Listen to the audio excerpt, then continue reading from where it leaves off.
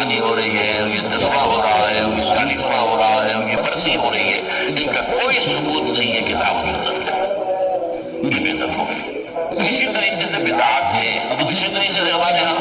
ایک نئی رسم چلی ہے، تو آپ دعا میں پیدائش منا رہے ہیں، سالگرہ کر رہے ہیں، یہ مغرب سے آئی بھی ہماری رسمیں، ایک بھی صحابہ کرام سے تو ثابت نہیں۔ ان چیزوں کے اندر بچنا چاہیے ان سے۔ البتہ یہ ہے کہ ایک ہے کہ جو سائنس کی ڈیولپمنٹ سے،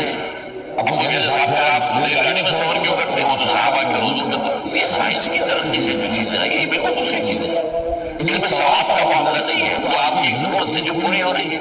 وہ آپ ہوائی جہاز میں سفر کریں، ٹرین میں سفر کریں، کار میں سفر کریں، یہ جدید ترقیات ہیں، ان سے فائدہ اٹھانا ہے، یہ ایک اور بات ہے۔ لیکن دین میں کوئی نئی چیز جو حضور اور صحابہ سے ثابت نہ ہو اور اس کو آپ حصول ثواب کی نیت سے کریں، وہ بدعت ہے۔